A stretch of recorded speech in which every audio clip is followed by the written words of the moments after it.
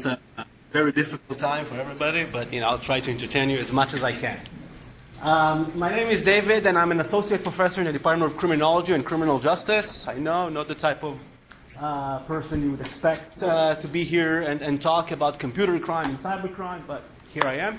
My area of research focuses on different types of cybercrime, so I do a lot of research on public Wi-Fi.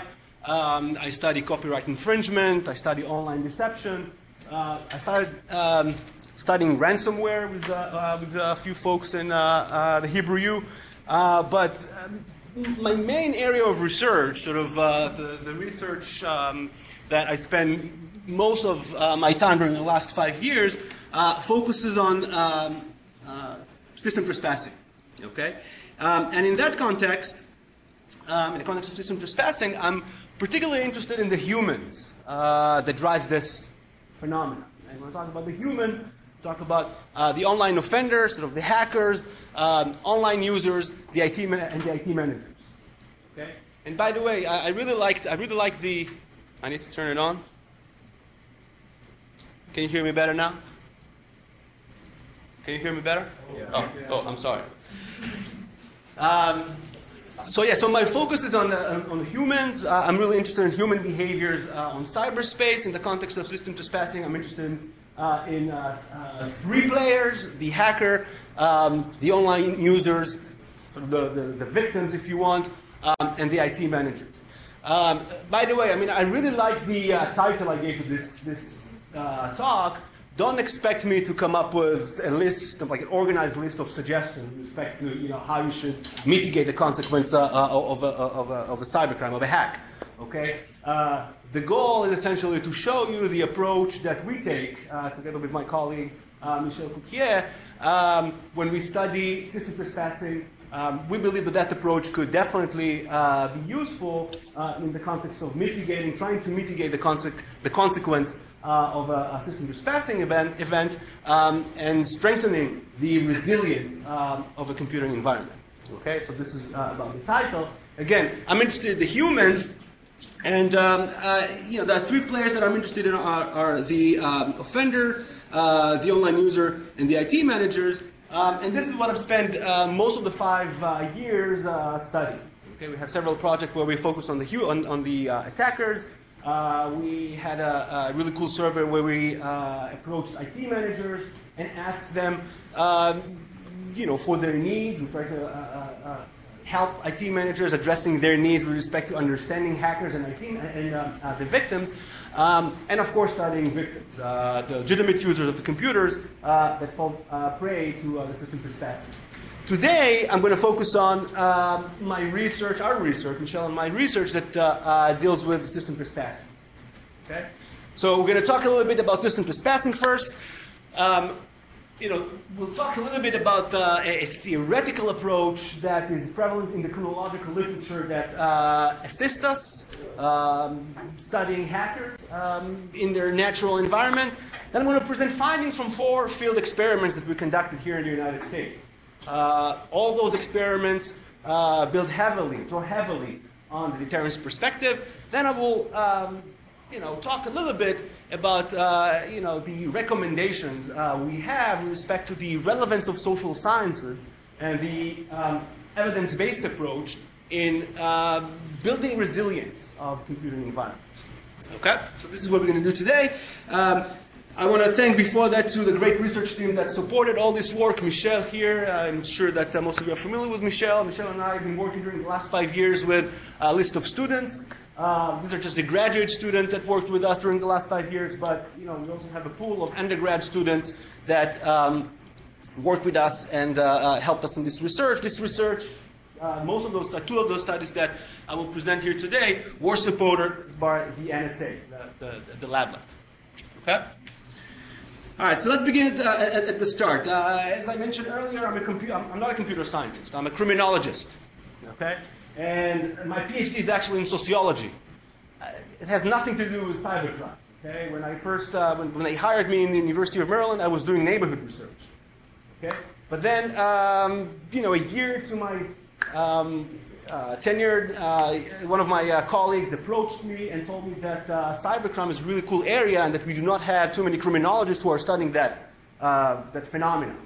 And so, I was getting really excited about that because I was after my tenure, right? And I'm still in a very good criminology department, and I started reading about system trespassing, about hackers, trying to understand who they are. So I read a lot about people like Kevin Mitnick and the Black Dante. I was able to find a lot of literature in the criminological discipline around hackers' motivation, why they're doing what they're doing. And the list that I assume most of you are familiar with includes excitement, revenge, monetary gain, ideology. I was able to find a lot of research around hacking tactics, how these guys gain access to our systems. Okay? And some of the approaches that folks discuss in the criminological literature that essentially draws heavily on the computer science literature suggest that social engineering, malware, surveillance software, and brute force attacks are some of the approaches that hackers use in order to infiltrate to our systems. I was also able to find laws that were enacted. The Computer Fraud and Abuse Act was enacted first in 1986, was revised a few times since then. And I was also able to find a very heavy book that NIST publish every now and then with respect to regulations that IT managers should have in their system once protecting governmental computers. Right? I was really interested about that book and the policies that NIST advertised because I thought that they drew on some research. They are drawing some research. So I contacted folks at NIST and asked them how they came up with all those policies and regulations that they elaborate in that book. And they told me that most of those regulations are based on folks' experiences, right, in the cyber environment. IT managers' experiences in the cyber environment. And that was peculiar to me because that's not how we do things in the social sciences and in the public policy sort of discipline. In order for us to come up with policies, we need to make sure first that they either work or not. Right? And this is the evidence-based approach that criminologists have embraced during the last 30 years. What's the evidence-based approach? This approach stresses moving beyond decision makers' political, financial, social background, and personal experience to a model in which policy decisions are made based on scientific findings. Okay, so we'll say that we need to have. We need to use a specific tool because we know that this specific tool is helpful in preventing different attacks. Okay? So again, I was able to find that. That was one of the initial thoughts I had with respect to NIST regulation. I was also able to find a lot of technical research around the issue of hacking. Research that computer scientists produce, trying to prevent hackers from getting into the system. I couldn't find any rigorous scientific criminological research. Okay? And so I started thinking why. Why can't I find rigorous scientific research around the topic of hackers in the criminological discipline? And one of the thoughts I had, one of the reasons I came up with was the fact that social scientists, criminologists are included, really like to use surveys in their research. Right? We use surveys for pretty much everything. Problem, though, is that if you want to study hackers, you need to find those hackers to complete those surveys. And it's a very difficult and complicated task. Okay? So, we figured that we probably won't be able to use surveys, right, to study hackers' behaviors.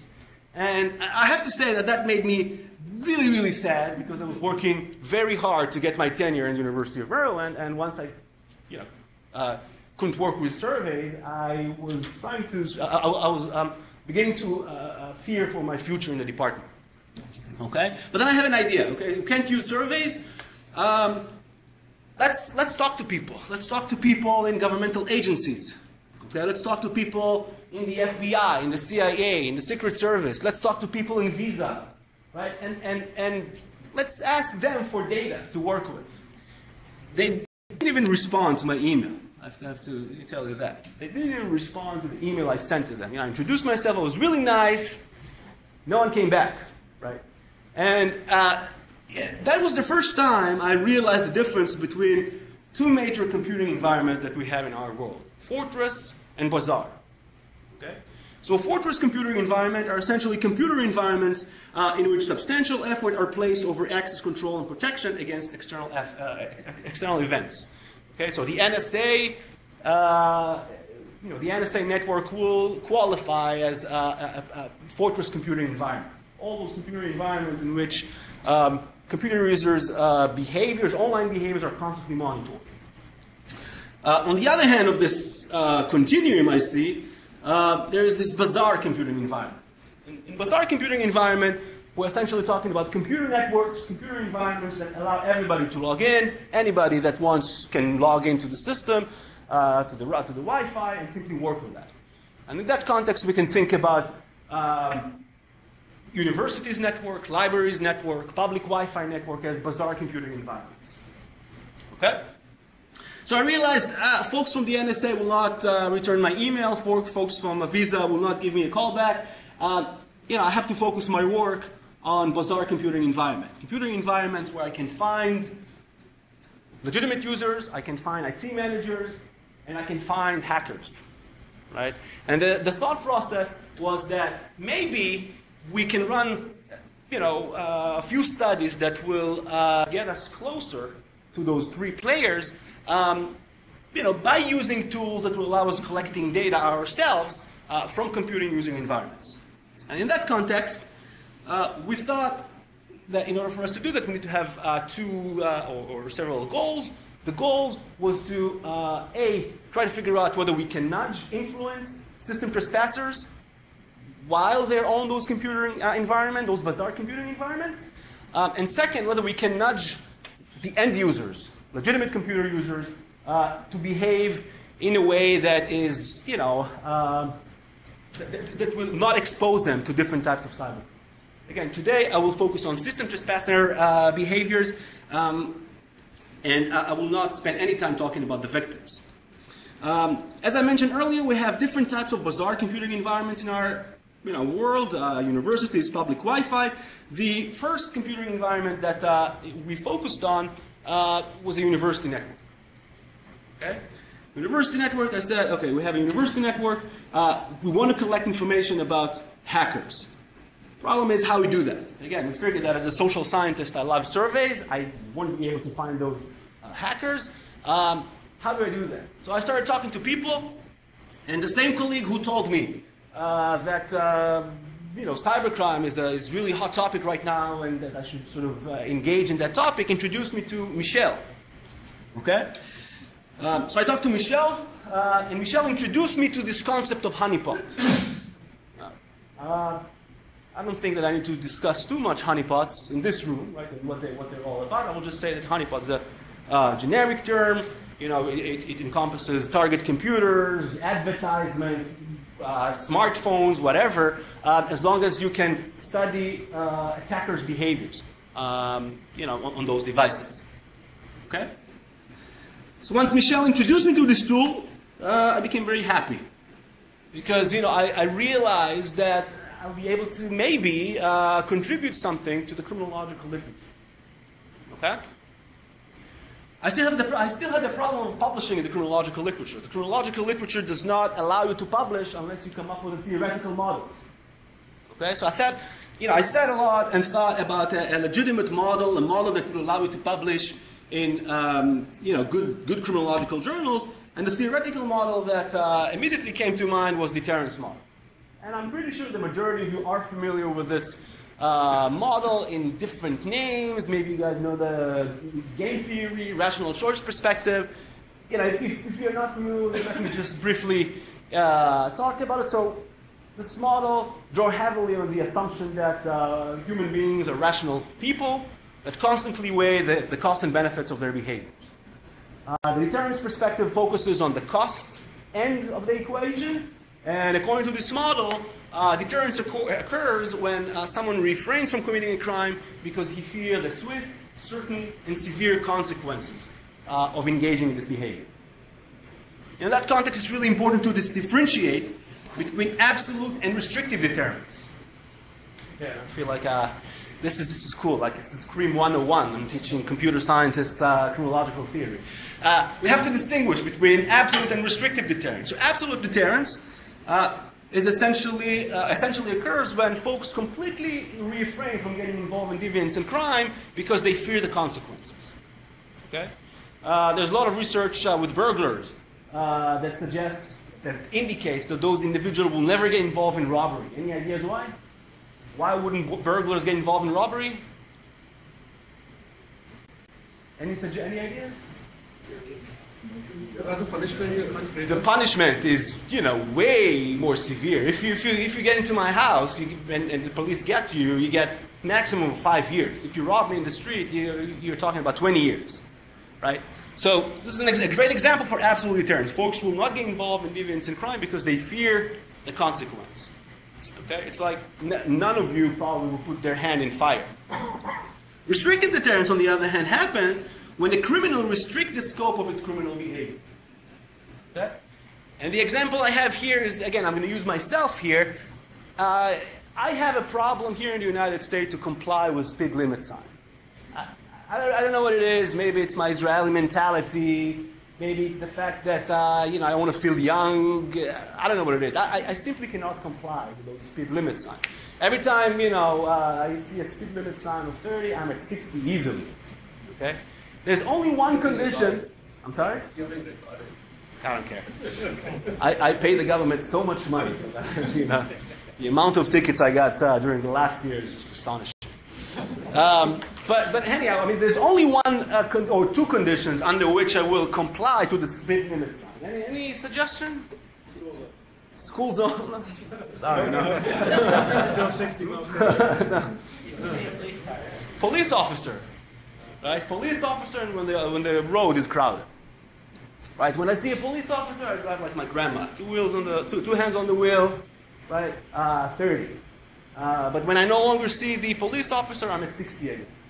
That will be a great example for restrictive deterrence. You have an offender who is engaged in criminal behavior. Once he observes a deterring sign, he complies with the law, restrict the scope of his criminal behavior.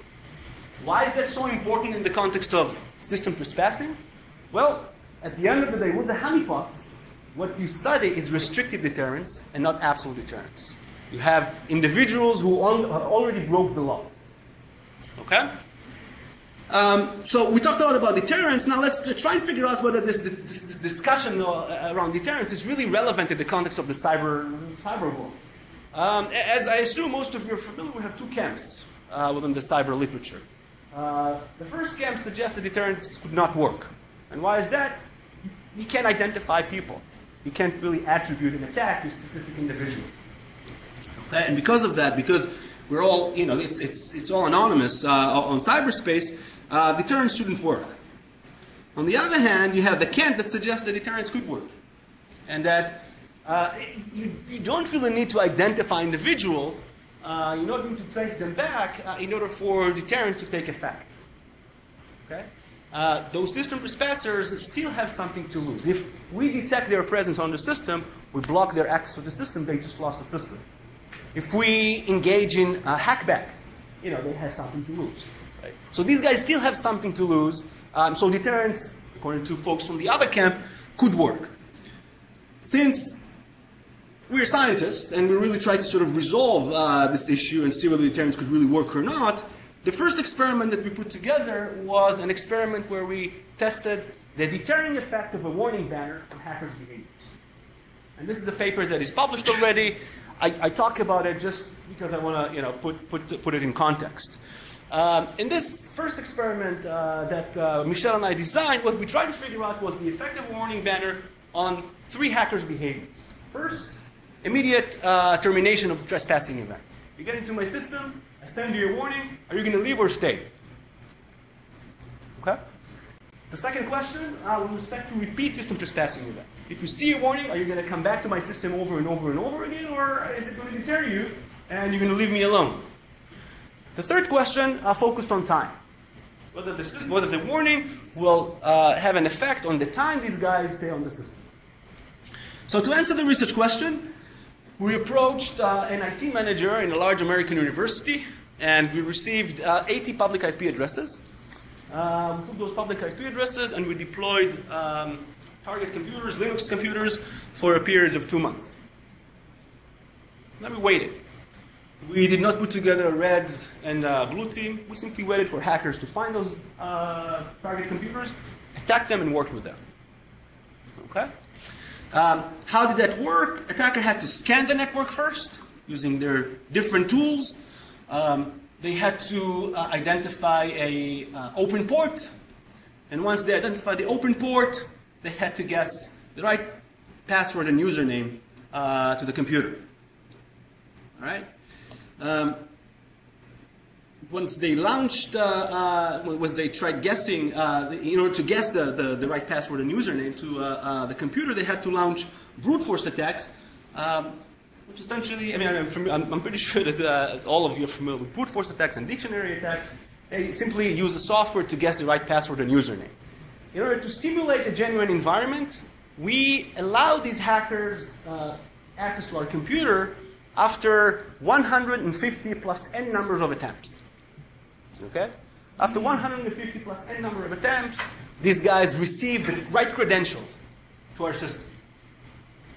After they obtain their credentials, we allow them access to the system, and then we randomly assign them to the control or treatment condition. And in the context of this experiment, the first experiment that I will discuss today, the treatment was a warning banner that NIST advertised a lot. I mean, suggests all IT managers to have in their organization. This warning banner essentially suggests that an unauthorized user is not allowed on the system. We monitor the system, and anyone who is not authorized on the system is subject to penalties. The control condition is the following. You get no warning from us. If you're a hacker and we assign it to the no warning condition, this is what you see. Okay? One important thing that I need to mention now is that after we assign you, if you're a hacker, we randomly assign you to a control treatment condition, we allow you a period of 30 days to work with the system. You can do, I wouldn't say pretty much whatever you want, because Michelle doesn't like when I say that, but you can do a lot of things with our system. Okay? Including, okay, whatever, yeah. Can I ask a question? Sure. Okay.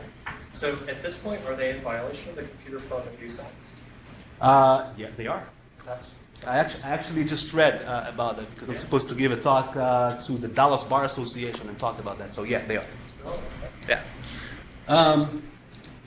So random control treatment, 30 days period on the system. They can use the system for 30-day period. After this period of time, we block their access to the system and we redeploy it. Are we clear with the experimental conditions? All right. So during the go ahead. You mentioned 2 conditions. 2 conditions. Warning, no warning. You said you had 4, though. No, 2 in this experiment. I have 4 experiments. Oh, 4 experiments. 4 experiments, 2 conditions. Okay? All right, so we ran the experiment for 2 months. We collected data from 86 target computers that we deployed. And let's talk a little bit about the effect of a warning on hackers' behavior. So with respect to the first research question, we found that the warning banner did not have a significant effect on immediate termination of system trespassing event. In other words, once they got into our system, they saw the warning, they couldn't care less about the warning. They continued staying on the system.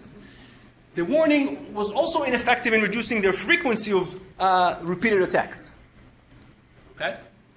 However, the warning was significant in reducing the time, shortening the time these guys stay on the system. And the difference was significant. Again, we looked at the first time these guys were on the system, and then we took the whole pool of system trespassing event that we observed.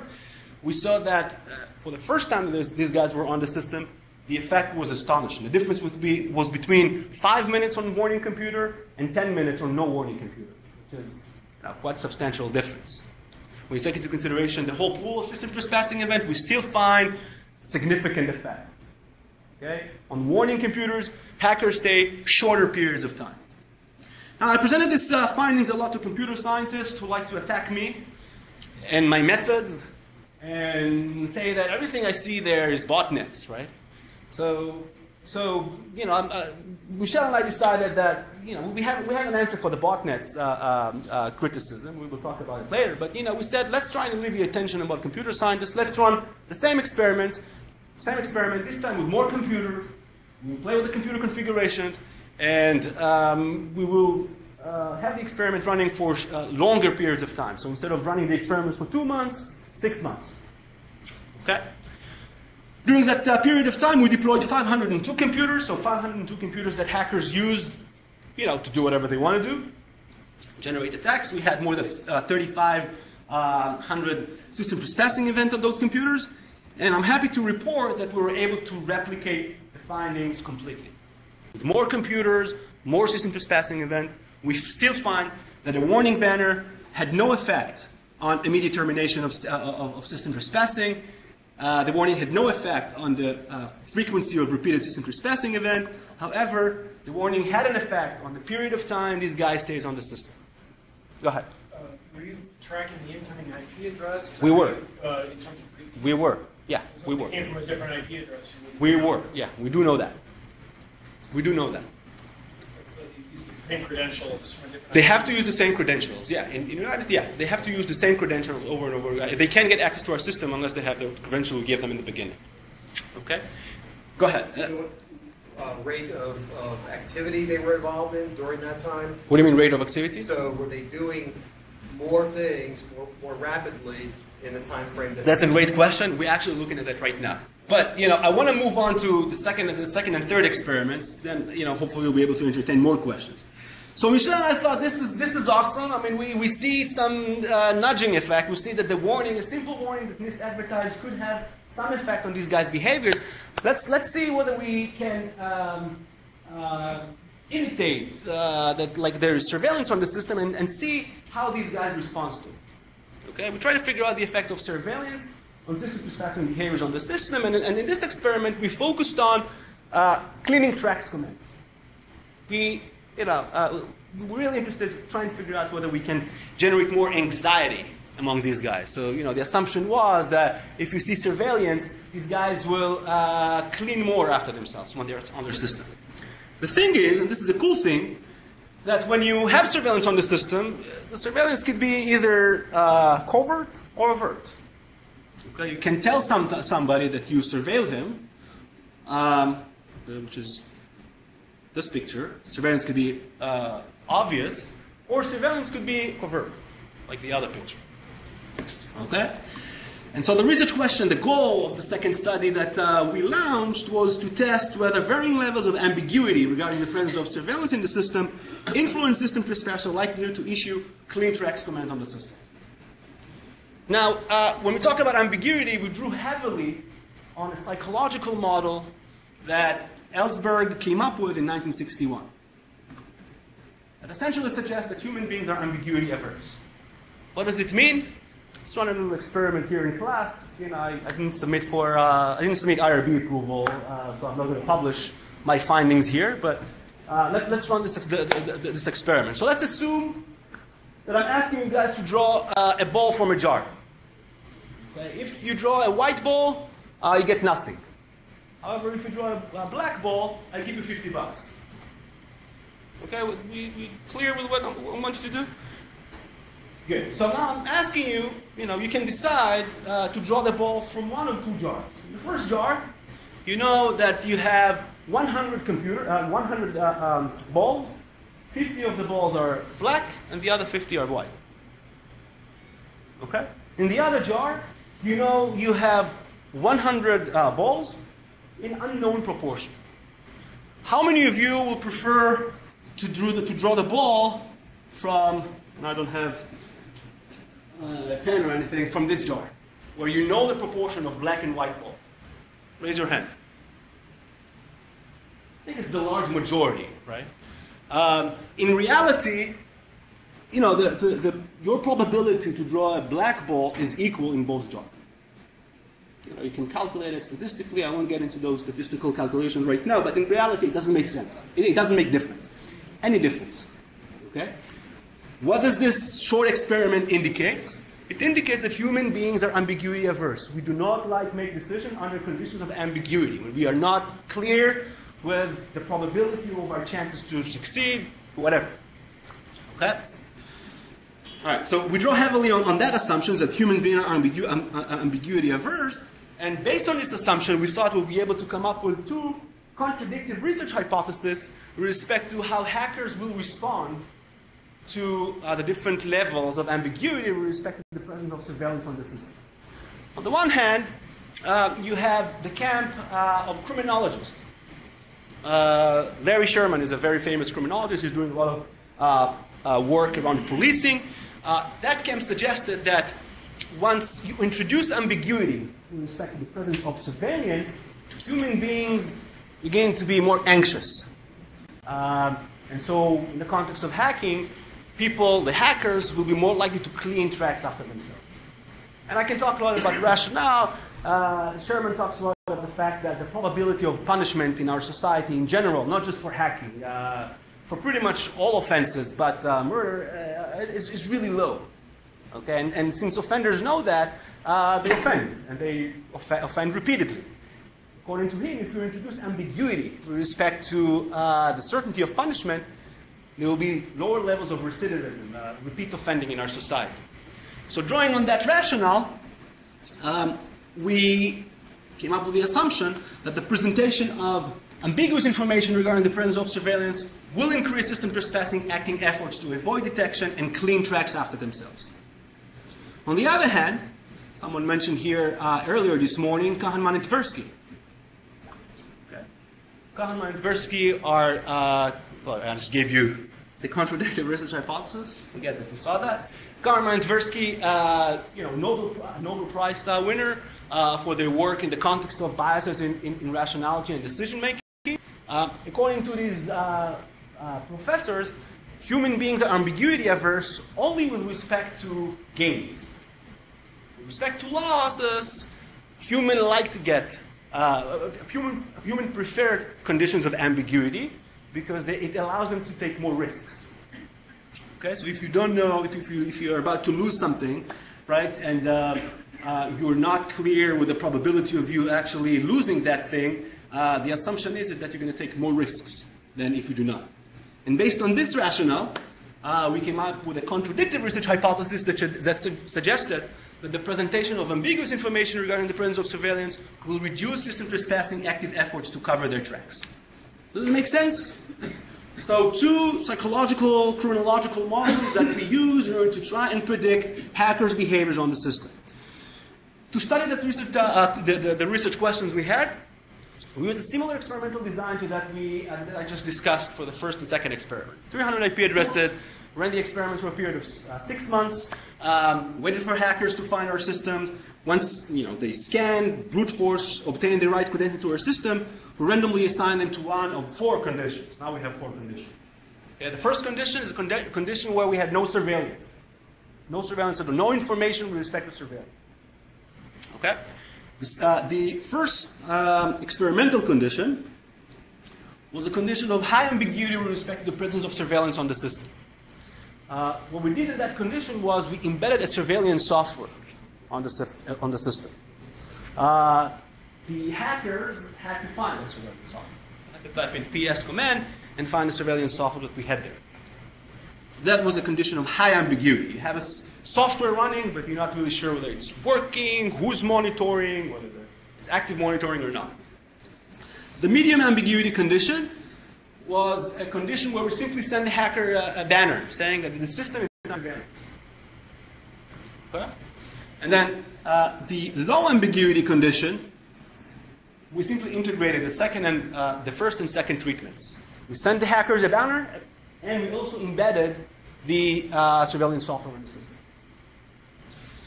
Are we clear with the experimental conditions? All right.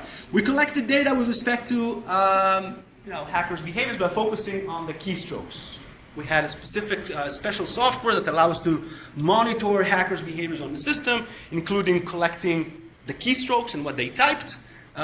In the context of this work, we focused on 3 types of commands: the cleaning commands, remove a file, delete history, and clean dash history. We simply looked for the proportion of those computers, the proportion of those commands, across computers that were part of the different experimental conditions. We also try to figure out the proportion of at least one of these cleaning tracks commands across the computer that participated in the experiment. During this experiment, we collected information from 458 computers. But to our surprise, we were able to find two groups of hackers in our data. We had the group of hackers who simply, did not care about what's going on in the system. So they did not type the PS command. Right? So for that group of hackers, we couldn't really test the full effect, if you want, of surveillance on the computer. On the other hand, we had a large proportion, relatively, of system trespassers that did type in the PS command, and they did get exposure to the full experimental conditions. Okay? So with respect to the first group of hackers who were not exposed to the full experimental condition, we simply tested the differences between their behaviors once they were exposed to the surveillance banner and once they were not. And we couldn't find any significant differences there. Okay? However, for those hackers who were exposed to the four experimental conditions, we did find significant differences with respect to their reaction to different levels of ambiguity with respect to surveillance on the system. What we find, and this figure shows that clearly, I think, what we find is that once hackers, see that they are clearly monitored, they're more likely to type in the clean tracks command on the system. And we ran a logic model to try and quantify the effect size there. And what we found was that the cleaning tracks commands are 2.67 times more likely to be found on attacked computers with surveillance banner and software installed on. So under conditions of low ambiguity, folks are more likely to enter the cleaning tracks commands. Okay? So, we thought that's awesome, but, we looked at a repeated system trespassing event as well when we analyzed the data from the third experiment, and there were still no significant differences across the four experimental conditions. So even, under condition of low ambiguity with respect to the presence of surveillance on the system, hackers launch similar proportion of repeated system trespassing events to our system. Now, Michelle and I sat and thought and said, it must be the fact that we have automated tool on the system. Let's see what will happen once we imitate the presence of a human being on the system. Okay? And when we talk about the presence of a human being, there's a ton of literature, the criminological literature, that criminological discipline that distinguishes between natural surveillance and surveillance by place manager. When we talk about natural surveillance, we talk about simply people aggregating in specific areas and monitoring the behavior of other people. So you can think of a coffee house, right? When you sit outside the coffee house, you simply observe the street. Once you do that, in a way, you monitor crime. Right? With respect to surveillance by place managers, we simply, think about security guards, people who are designated to keep us safe. So Michelle and I sat and thought, maybe we can take those conditions from the non-cyber world and import them to the cyber world. And instead of having people sitting on the street, we'll have in our computers legitimate users of the system once a hacker gets into the system. That'll be an example for natural surveillance on the system. In order to replicate the surveillance by place manager condition, we said maybe we want to have in our computers, the attack computers, the root user on the system. So in a way, what we essentially tested in the last experiment that I'm going to be discussing today is whether the presence of a human on the system really influenced the volume of attacks against the computers, against the target computers. So we talked about the presence of a human and also the type of users. Okay? Again, similar experimental design to that I've just mentioned. 300 IP addresses, 6 months, waited for hackers to identify our system, simulate generated environment. They had to scan the network, brute force to our system, obtain the right credentials. Once they're on our system, we randomly assign them to one of four conditions, or 5 conditions. The first is a control, no other user on the system. Okay? The hacker see only himself on the system. The second condition, the first treatment, the hackers see a legitimate user on the system, another user on the system. On the third condition, we had the root user on the system with the hacker. So the hacker logged into our system. Once he typed in W, who's on the system, the hacker saw the root user on the system. In the third treatment, we had 10 people logged into the system. And in the fourth treatment, we have 9 people, including one root user. So 10 people, 9 legitimate users, and the root users logged into the system. Let me give you the results. This is very preliminary, so don't cite this. We're going to run, another test because, this is really awesome finding to me. Look at the differences with respect to the average number of repeated system trespassing events we observe on computers in which the root user was logged in and computers in which the root user was not logged in. That, to me, is a powerful finding. For system trespassing events in general, for computers where the root users logged in, versus more than 20 on computers where you have other users logged in. And again, in this experiment, we collected data from 251 computers. Okay. So let's try and wrap everything up and talk a little bit about what our findings suggest. So I think that the first thing that our findings suggest, maybe we should sort of remind folks what we find. We find that the warning banner reduced the time system trespassers stay on the system. We find that under conditions of low levels of ambiguity, hackers are more likely to clean their tracks after themselves. And we find that once hackers see the root users on the system, they are less likely to return to the system. Okay? So these are sort of the concrete findings we have from the list of experiments we ran. The overall finding that I think that we can draw from the list of experiments that I just discussed, and believe me, we have so many more, published and not published work, with so many experiments where we actually showed that you can nudge system trespasser behaviors on the system. And that was why I really, really liked the premise you came up with, the first premise you came up with your model earlier this morning. The fact that at the end of the day, the hacker will not be able to hide, and you will be able to find them. I think that our work shows that not only you will be able to find that, you can nudge them to reveal their presence on the system. Right? By configuring the system in such a way that will simply make them behave in a predictable manner. Now, together with you, I want to think whether these findings support the resilience of fortress computer environment. Remember, our work was conducted in the context of bazaar computing environment in which anybody could sort of log in, hackers, legitimate users, IT managers. I believe that the answer to this question is yes. And the experiment you presented, the experiment you talked about earlier, encourages me in that aspect, right? Because you show that, you ran an experiment with the red and blue team. You show that under certain conditions, these guys have difficulties obtaining their goals. Right? And I assume that you ran the experiment on a fortress environment, not a bazaar computing environment, right? So I believe that, the behavioral patterns that we observe on our honeypots, high-interaction honeypots, on large American university network, could be used in the context of building better security in fortress computing environment as well.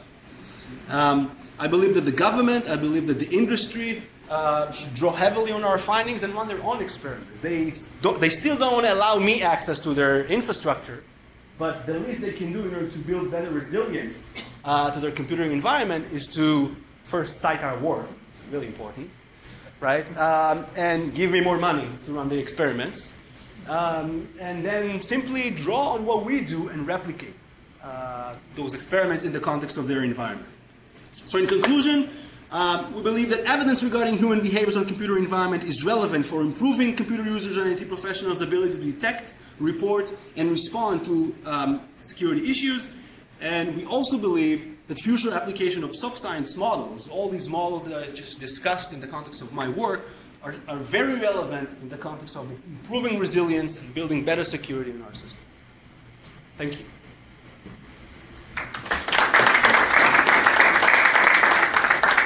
So I guess now it's the time for questions. Yeah, so you sort of lumped all hackers and hackers, or even call them into one group for the purpose of this discussion. But obviously, some are motivated in very different ways than others. Right. I might suggest that the results that your studies pertain to most are what you might call opportunistic hackers who just want to use the machine. Right. We couldn't hear. Okay. No, so just to back up, so what I was saying is that you kind of lumped all of the hackers into one group for the purposes of your study, but there are different flavors of attackers and motivated in very different ways. Right. I'm curious if you feel like what you captured here are the ones that you might call opportunistic, who just want to use the machine for certain kind of activities versus targeting a platform for the information or something like that. I think that you're 100% correct. I mean, we have most of the hackers, I wouldn't say all, but most of the hackers that attack our system are the opportunistic hackers. I'm with you 100%. Okay? And the reason why I'm saying that is that on my honeypots, they don't have anything that they really, really want. Right? And this is what I thought that it's really important to make this distinction between bazaar computing environment and fortress computing environment. The reason why I think, in the context of the criminological research, your point is important, but it just strengthened the validity of what we're saying. Because at the end of the day, if you look at the literature, 80% of the attackers that are out there are the opportunistic hackers. Most of the hackers that are out there are opportunistic hackers. You do have the state hackers, you do have the very sophisticated hackers, but there are few. I mean, 20%, 25% tops. I don't believe that you have, more than 30% of really, really sophisticated hackers, attacking the world. So in that context, I think that the sample we have from 4 or more experiments is representative to that opportunistic group. I think that if folks in NSA, folks in financial institutions, folks in sensitive organizations would allow me access to their infrastructure, then I'll be able to answer your question with respect to the state hackers, the very sophisticated hackers. For now, I can only talk about the opportunistic hackers, which works for me. Because most of the hackers that are out there are, the opportunistic hackers. Michelle, do you want to add to that? Yeah, let me maybe add.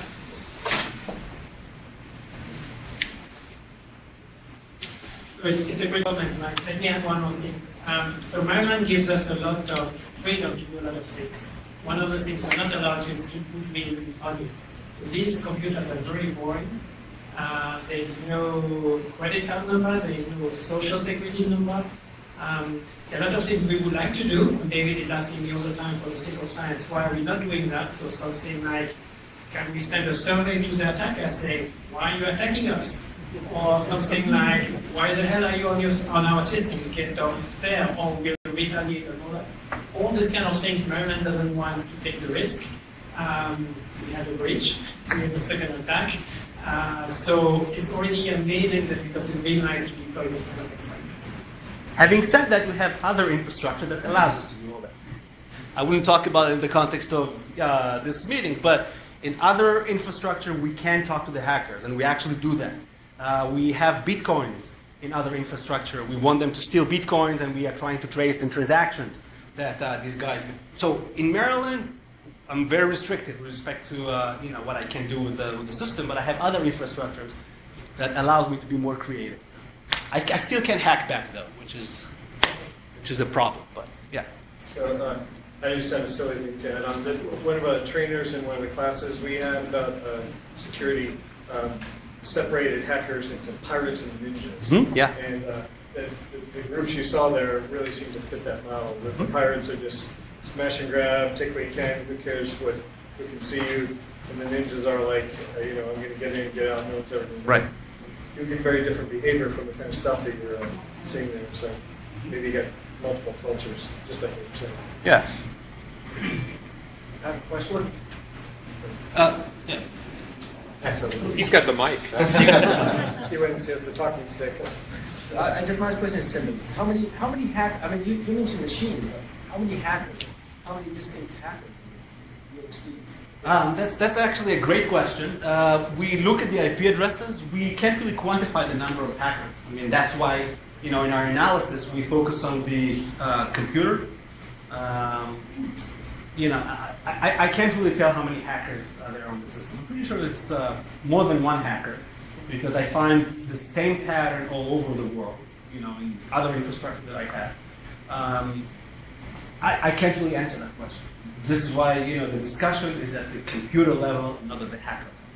So how do you know if they are left? You said so maybe he come back Well, different IP. So how do you know he's not the same hacker? So in Israel, in the United States, what we have is, they have to have the right credentials to the system. So that's one way of us to monitor that it's sort of the same hacker. Now, of course, they can share those credentials. But I don't know. I don't have any approximation or probabilities of that. My assumption is that it's just one hacker on one system. Okay, let's have one last question. Yeah. And then move on. The group that didn't even bother to run the PS command, did you eliminate them from the entire kind of test or experiment? Yeah. So I ran one type of test for that group, and then another test for the other group. So the ones that didn't even run PS. Right. We simply tested the difference between their reaction to surveillance banner and not. Because the surveillance banner you see, right? But in order to find the surveillance software, you have to type in the PS command. Did it mean anything to you, the fact that group that didn't even run the PS to see what was on the system was such a large number? I'm wondering if it speaks to kind of the population of hackers that you were dealing with. Yeah. It seems like an odd sort of behavior. But So again, this is an empirical question. I mean, we haven't really, we have looked at significant differences between the two groups. So the only significant difference we were able to find with respect to their probability to type in, the PS command and the reconnaissance command in general. So PS, W, those who did not type in those commands were less likely to sort of type the reconnaissance commands. That's the only significant differences we were able to identify between the groups. We looked at IP addresses. We looked at time they spent on the system. We looked at the number of sessions that they generated. Across the board, these two groups were very similar. The only difference was with respect to the reconnaissance that these guys made on the system. So Okay, hopefully great. that Well, answers. thank you, speaker. Very interesting talk.